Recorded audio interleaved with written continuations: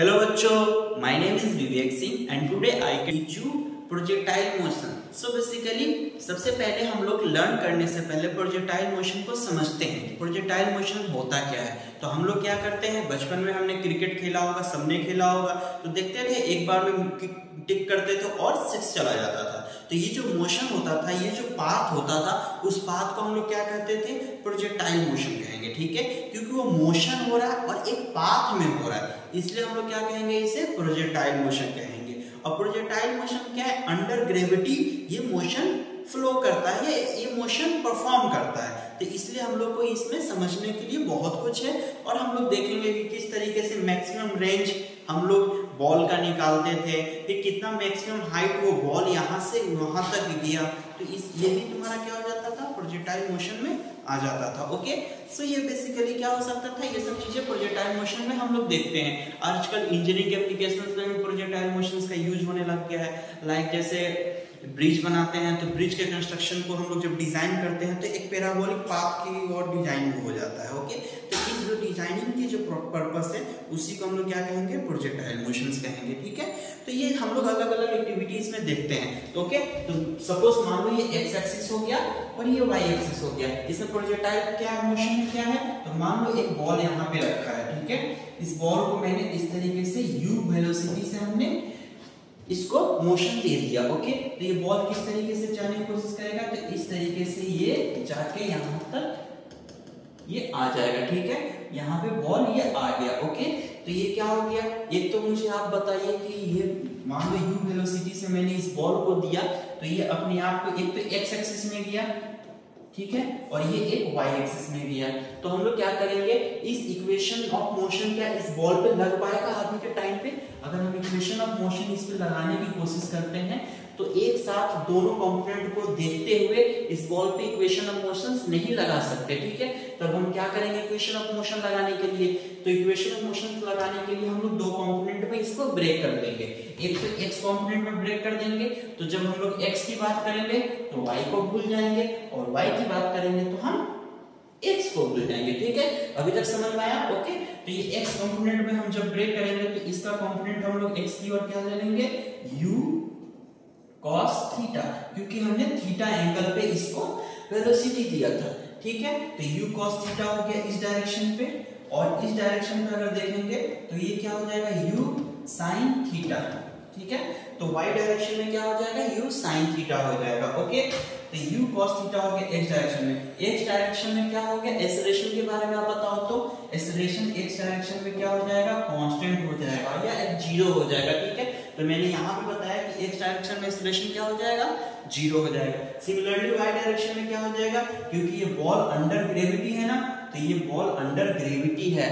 ठीक है, तो ये बॉल अंडर ग्रेविटी है, तो इस तरीके से y डायरेक्शन में ग्रेविटी क्या करने की कोशिश करेगी, बॉल को ऊपर जाने से रोकने की कोशिश करेगी। ठीक है, तो अभी हम लोग x डायरेक्शन की बात करते हैं। ओके, तो x डायरेक्शन में क्या हो गया, और वेलोसिटी क्या हो जाएगा x डायरेक्शन में, तो u cos थीटा हो गया। तो मेनली हम लोग तीन चीजों के बारे में बात करते हैं। ठीक है, एक तो होता है टाइम ऑफ फ्लाइट, दूसरा होता है h max, और तीसरा हो जाएगा तुम्हारा रेंज। ओके, तो ये तीन चीज हम निकालने की कोशिश करेंगे। पहला हो गया टाइम ऑफ फ्लाइट, ये हो गया मेरा टाइम ऑफ फ्लाइट, ये हो गया मेरा मैक्सिमम हाइट,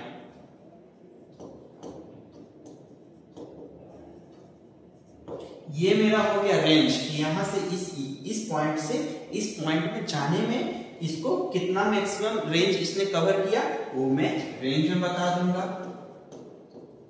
ठीक है, तो मेनली ये तीन चीजों को हम लोग देखने की कोशिश करते हैं। ठीक है, इसको देखने से पहले क्या करेंगे ना, इसको टू बॉल थ्योरम के हिसाब से ब्रेक कर देंगे।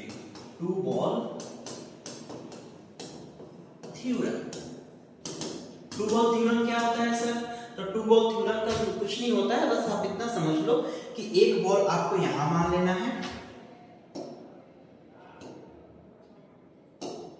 एक बॉल मान लो कि आप मेरा यहां से मुझे एक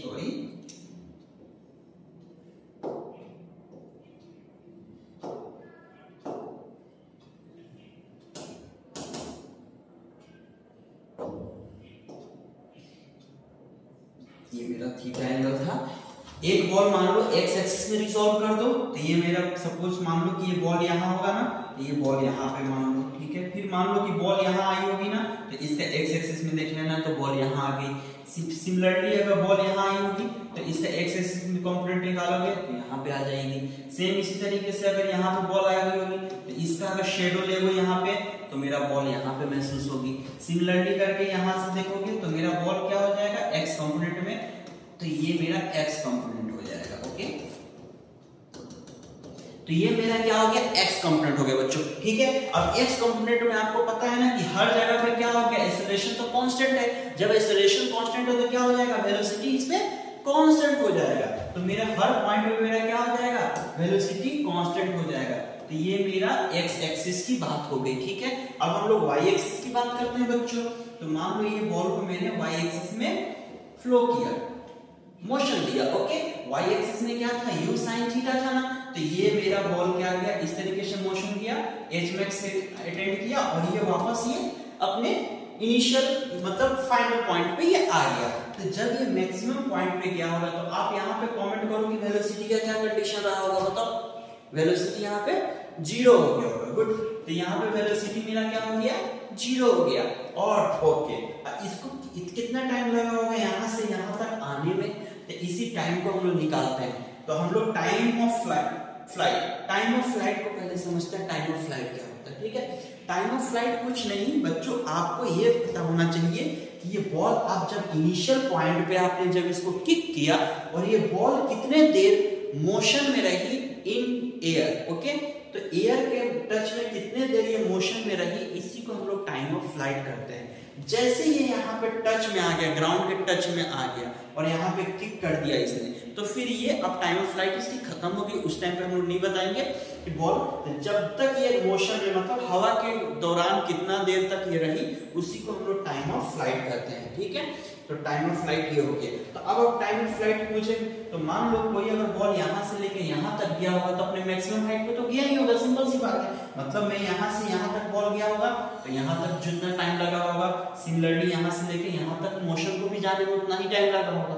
सिमिलरली इस पॉइंट से लेके इस पॉइंट में आने में जितना टाइम लगा होगा मोशन को, तो यहाँ से मैक्सिमम हाइट से भी इसको इनिशियल पॉइंट पे आने में भी सेम उतना ही टाइम लगा हो गया, ठीक है। तो ये मेरा t क्या हो गया, u upon g। Equation of first motion हमने पता है, इक्वेशन ऑफ फर्स्ट मोशन क्या होता है, v equal to u plus at। तो मुझे क्या हो गया, फाइनल वेलोसिटी मेरा क्या है यहाँ पे 0 हो गया। तो फाइनल वेलोसिटी जब मेरा 0 हो गया और इनिशियल वेलोसिटी मेरा u है, तो मेरा टाइम क्या हो जाएगा, u अपॉन g हो गया। तो ये मेरा क्या हो गया, अप जाने का टाइम हो गया। सिमिलरली मेरा डाउन आने का टाइम क्या हो जाएगा, u अपॉन g। तो मेरा टोटल टाइम कितना आ जाएगा, तो टोटल टाइम क्या हो जाएगा 2t। तो 2t मतलब 2 into u upon g। But हमने यहाँ पे u क्या लिया है, यहाँ पे u देखो u sin थीटा लिया है ना, मतलब कंपोनेंट लिया है ना बच्चों। तो जब u sin थीटा लिया है तो यहाँ पे क्या कर देंगे, u sin थीटा हम लोग दे देंगे ना। तो यहाँ पे हम लोग u sin थीटा दे देंगे, तो 2u sin theta upon g। तो ये मेरा क्या हो गया, टाइम ऑफ फ्लाइट हो गया बच्चों। तो ये मेरा क्या हो जाएगा, 2u sin theta upon g हो गया। तो ये मेरा क्या आ गया, टाइम ऑफ फ्लाइट हो गया। तो इसको मैं बॉक्स में डाल देता हूं कि टाइम ऑफ फ्लाइट मुझे मिल गया। ओके, अब हम आ जाते हैं मैक्सिमम हाइट पे कि कितना मैक्सिमम हाइट इसने अटेंड किया है। मैक्सिमम हाइट बताने के लिए आपको इक्वेशन का थर्ड मोशन पता होना चाहिए। ओके, तो इक्वेशन का थर्ड मोशन क्या होता है बताओ जरा। इक्वेशन का थर्ड मोशन सर ये होता है v square equal to u square plus 2g और s था जो डिस्प्लेसमेंट था। तो ये जो नेट डिस्प्लेसमेंट यहाँ से यहाँ तक हुआ है ना, इसी को हम लोग क्या कहते हैं, मैक्सिमम हाइट कहते हैं। इसी को हम लोग क्या कहेंगे, h मैक्स कहेंगे, ठीक है। ये इस पॉइंट से इस पॉइंट में हम लोग क्या कहेंगे, मैक्सिमम हाइट कहेंगे। तो इसी को हम लोग क्या कह देंगे, h मैक्स। अब यहाँ से h मैक्स निकालो तो मेरा क्या हो जाएगा, यहाँ पे फाइनल में तो वेलोसिटी मेरा 0 हो गया और इनिशियल मैंने किससे u वेलोसिटी से मैंने इसको भेजा, तो h मैक्स आ गया u स्क्वायर अपॉन 2g। तो ये मेरा, इसको मैं बॉक्स में डाल देता हूँ। तो तो एच मैक्स मेरा क्या आ गया you square upon T G. But ये तो वन डायमेंशन में ये मेरा आया है ना, मुझे तो टू डायमेंशन में लाना है। तो टू डायमेंशन में यू की जगह में क्या कर दूंगा, मैं यू का कंपोनेंट दे दूंगा। यू का कंपोनेंट क्या है, यू साइन थीटा। तो यू साइन थीटा का होल स्क्वायर अपॉन 2g। तो ये मेरा क्या हो जाएगा, you sine theta square upon 2g। ये मेरा क्या हो गया, h मैक्स आ गया। तो मैं यहाँ पे h मैक्स डाल देता हूँ, क्या आ गया, h मैक्स आ गया u साइन थीटा का स्क्वायर अपॉन 2g। ओके, अब रेंज के लिए दिमाग खुल रहा है कि नहीं आप लोग का, बताओ। तो रेंज कैसे निकालेंगे, तो रेंज को समझने के लिए ना हमने बचपन में भी 9th क्लास में भी पढ़ा था कि डिस्टेंस क्या होता है, स्पीड इनटू टाइम। तो ये टाइम तो हमने यहाँ से यहाँ तक बॉल को आने में निकाल लिया, तो ठीक है मैंने टाइम निकाल लिया। अब मुझे बताओ स्पीड यहाँ पे क्या है, जो वेलोसिटी है, वेलोसिटी एक्चुअली होता क्या है, जो स्पीड में अगर डायरेक्शन हम दे देते हैं तो उसको हम लोग क्या कह देंगे, वेलोसिटी कह देंगे। ओके सी बात है, वेलोसिटी तो हमने पढ़ा भी है। तो ये वेलोसिटी इस डायरेक्शन में कांस्टेंट रहेगी एक्स एक्सिस में, तो ये एक्स एक्सिस में क्या हुआ, मेरा वेलोसिटी कांस्टेंट रहा। तो वेलोसिटी कांस्टेंट रहा तो कितना आएगा, u cos थीटा। तो यहाँ पे क्या आ जाएगा, u cos थीटा। तो यहाँ से u cos थीटा आ गया, और टाइम ऑफ फ्लाइट को हमने यहाँ से निकाल के रखा है, उसको वहां पुट कर देंगे, ठीक है। यहाँ पे 2u sin theta upon g put कर दिए। अब जब इसको हम लोग इक्वेशन को अगर सिंपल फॉर्म में लाने की कोशिश करेंगे तो कुछ ये इस टाइप का हो जाएगा, u square sine 2 theta upon g हो जाएगा। तो इसको अगर बॉक्स में डाल देते हैं तो u square sine 2 theta upon g, तो ये मेरा क्या आ जाएगा, रेंज आ जाएगा बच्चों, ठीक है। तो ये आपको समझ में आ गया ना। अब चलो इसी से मिलता जुलता एक क्वेश्चन करते हैं, उस क्वेश्चन की हेल्प से आप लोग ये पूरे मोशन को अच्छे से समझ जाओगे, ठीक है। चलो ओके, इरेज कर देते हैं इसको, तो इरेज हो। ओके, अब क्वेश्चन लिखते हैं, ठीक है। ओके, क्वेश्चन लिखते हैं, ए पार्टिकल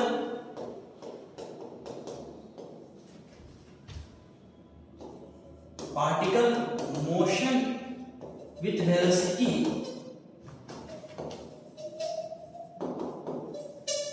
100 मीटर प्रति सेकेंड। ओके,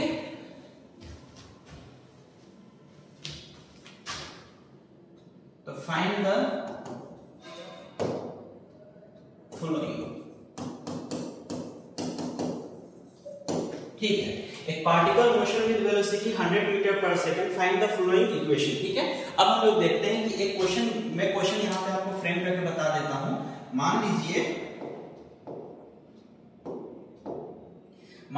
इस तरीके से ये मोशन था जो कि 100 मीटर प्रति सेकंड के हिसाब से मैंने एक बॉल को वेलोसिटी को मैंने दे दिया। ठीक है, ये मेरा u वेलोसिटी मेरा दिया हुआ है। ठीक है, अब आपको मुझे बताना है कि इसमें टाइम ऑफ फ्लाइट क्या होगा, t बताना है, दूसरा h मैक्स बताना है, तीसरा रेंज बताना है। ठीक है, तो ये मेरा क्या हो गया, x एक्सिस हो गया, ये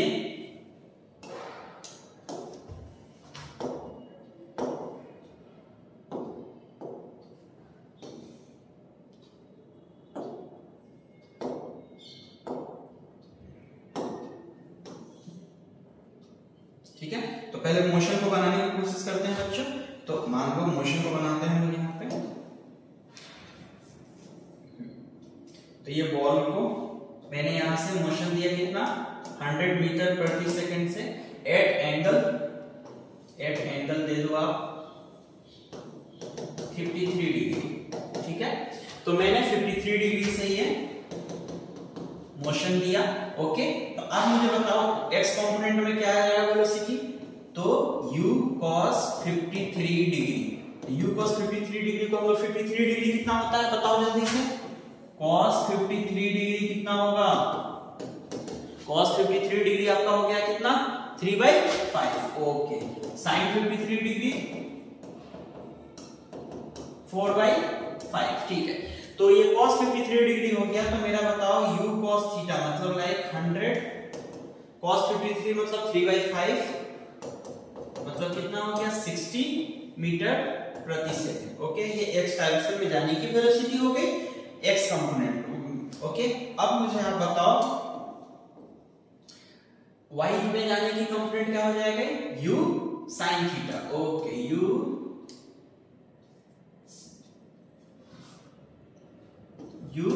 sin 53 डिग्री। जब इसको हम लोग सॉल्व करेंगे तो कितना आ जाएगा, ये कुछ 80 मीटर प्रति सेकंड आ जाएगा। आप लोग सॉल्व कर लेना, ठीक है।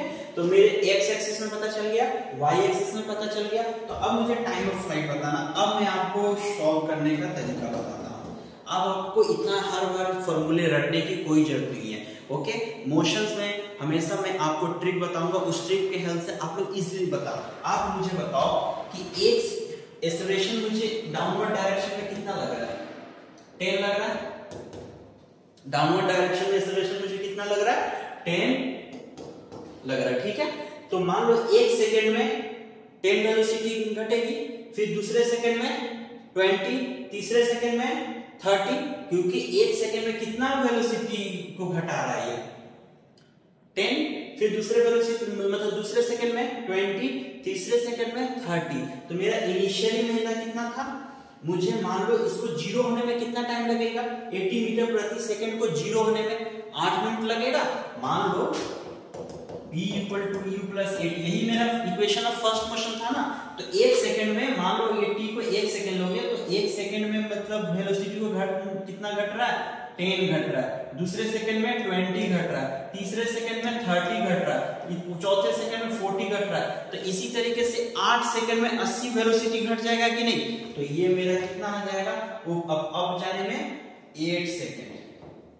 ओके, अब फिर डाउन मान लो यहां से यहां तक जाने में इसको 8 सेकंड लगा, फिर यहां से यहां तक आने में भी तो लगेगा, क्योंकि वेलोसिटी जैसे अप में गया वेलोसिटी क्या हो गया, 0 हो गया, ठीक है। तो मेरा 8 सेकंड नीचे आने में लग गया, 8 सेकंड जाने में, 8 सेकंड आने में, टोटल कितना टाइम ऑफ फ्लाइट लगा, 16 सेकंड। तो अब मुझे बता सकते हैं 16 सेकंड मेरा टाइम ऑफ फ्लाइट लग गया। इजी था कि नहीं।